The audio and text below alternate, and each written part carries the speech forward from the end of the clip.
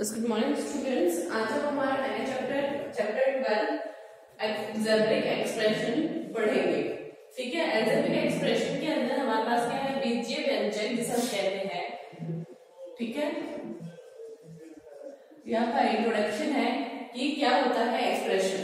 इससे पहले हमने हमारे प्रीवियस एक चैप्टर पढ़ा था लीनियर इक्वेशन नाम का।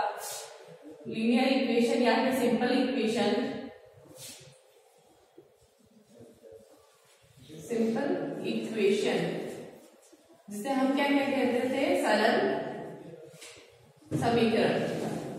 जब हमने सरल समीकरण पढ़ा था तो हमने क्या ये देखा था कि हमारे पास जो समीकरण होती थी, जैसे 4x + 2y = 0, ठीक है, या फिर आपको कुछ भी डिजिट हो सकती थी।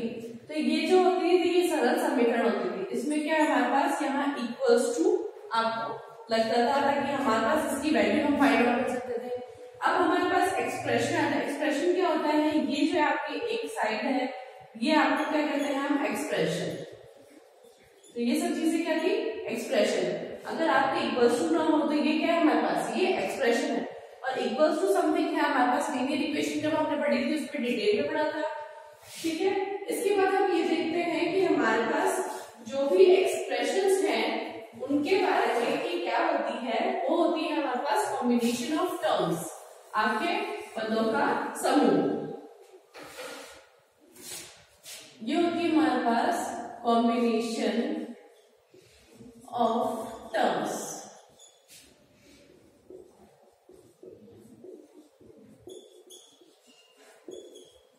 ठीक है, कॉम्बिनेशन ऑफ टर्म्स, जैसे कि मैंने यहां पर आपको एक एग्जांपल लिखा 4x + 2y।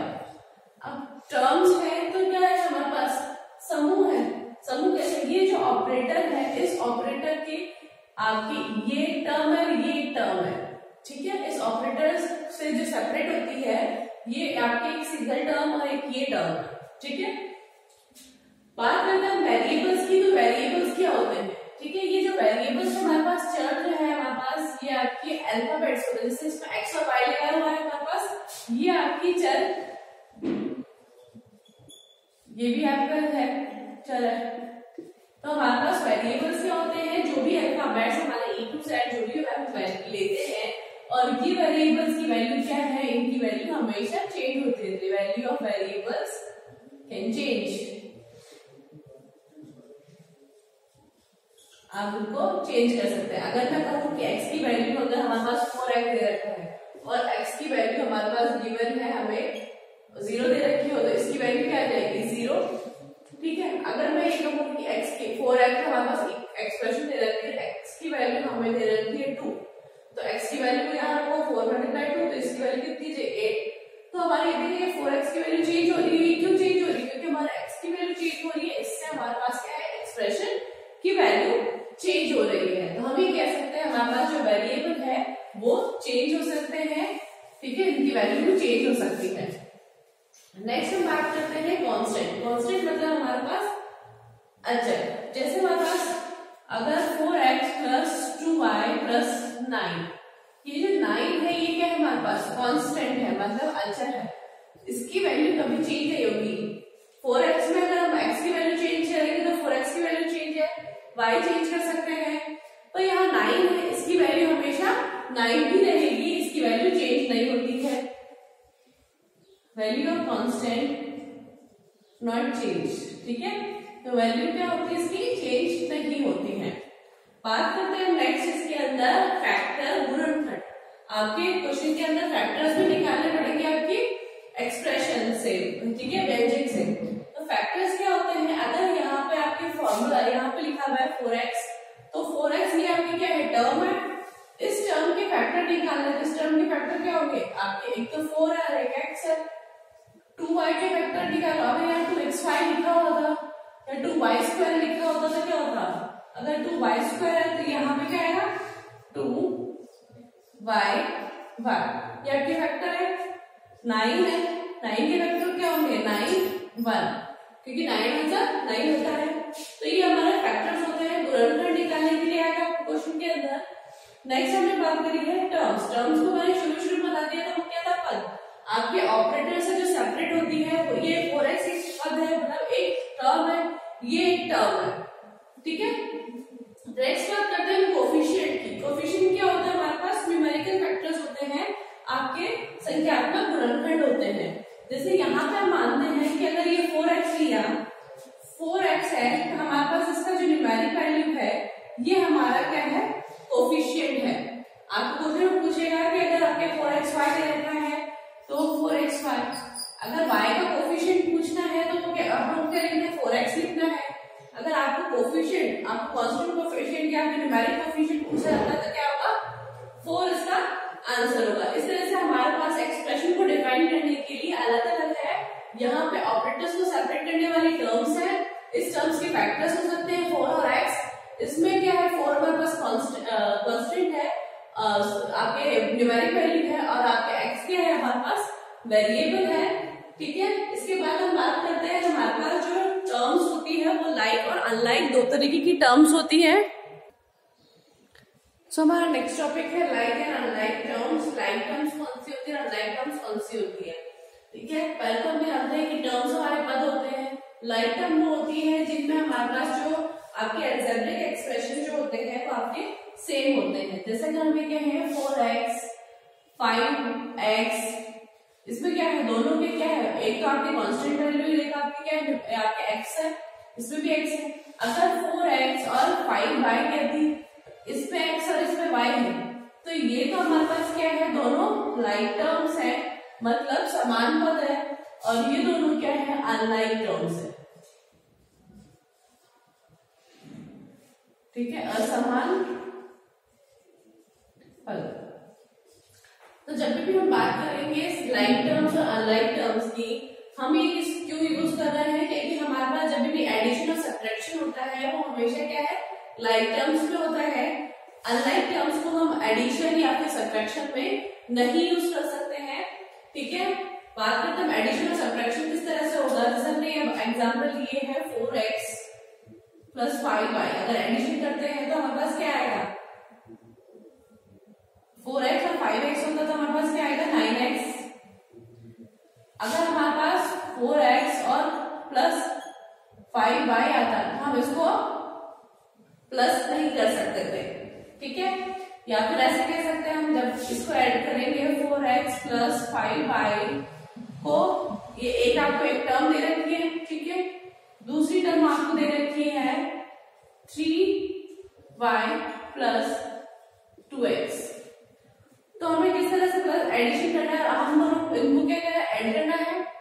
ऐड कैसे करेंगे, हमारे पास क्या है 4x और यहाँ पे क्या है plus 2x plus 5y plus 3y।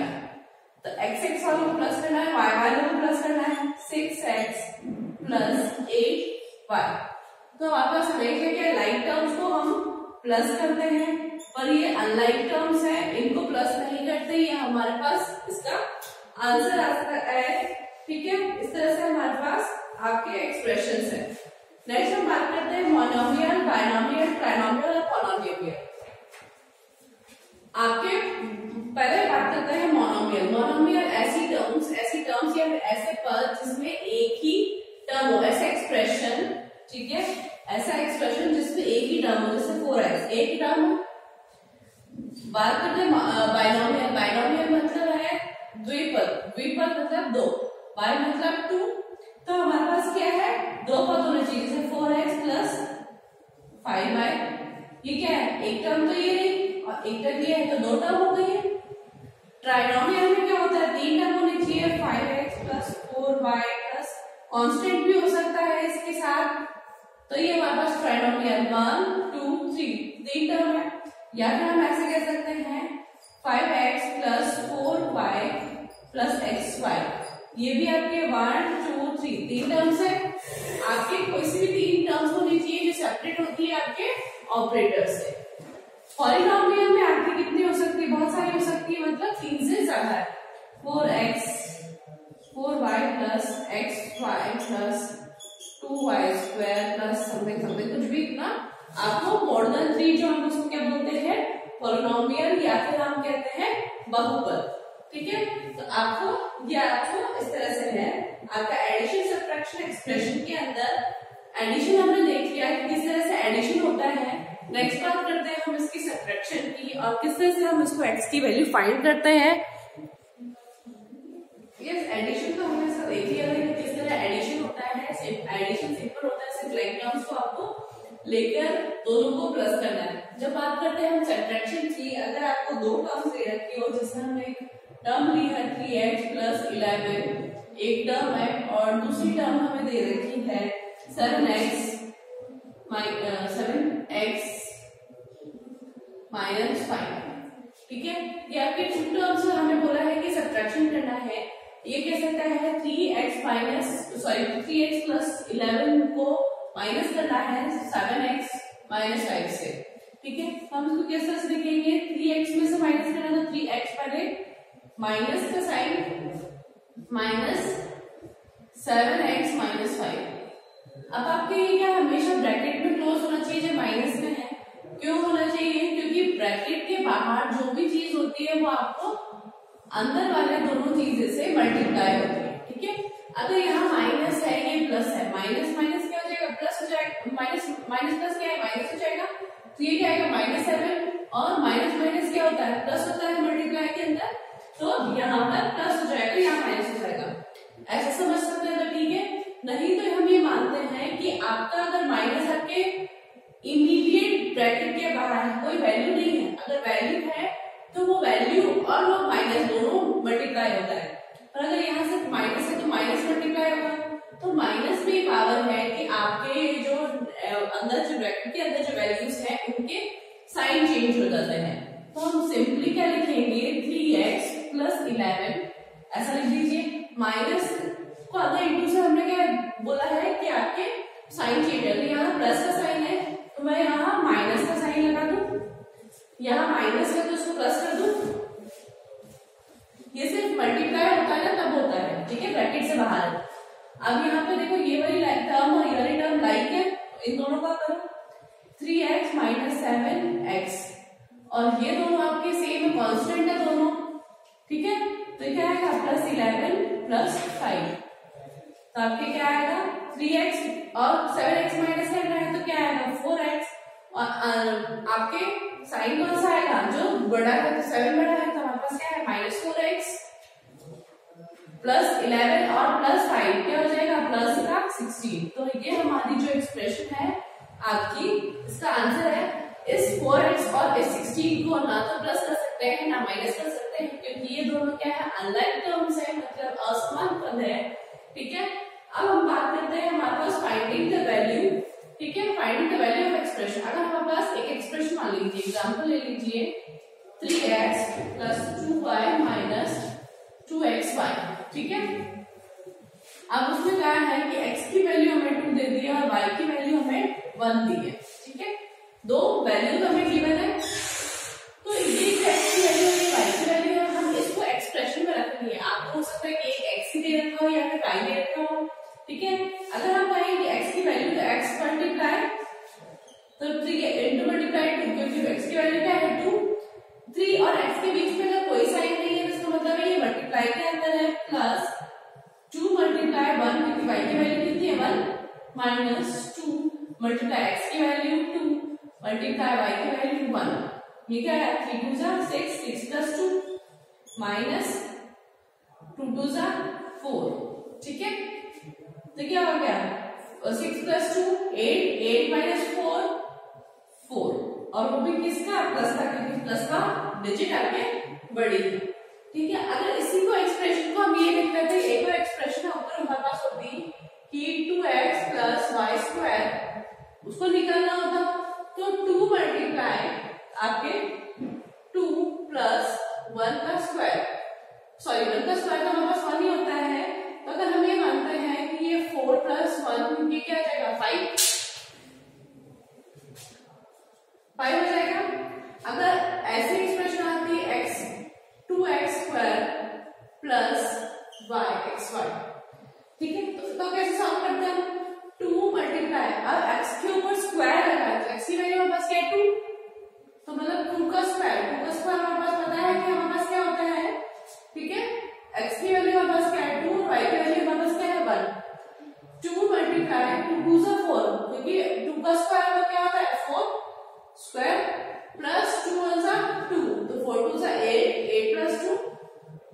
10। तो हमारे पास जितनी भी एक्सप्रेशन आएगी अब हमें वैल्यू फाइंड करनी है किसी भी चीज का। हो सकता है कि आपको बाकी सब वैल्यू दे रखी है और y की वैल्यू नहीं दी हुई हो, तो हमें y की वैल्यू फाइंड आउट करनी है।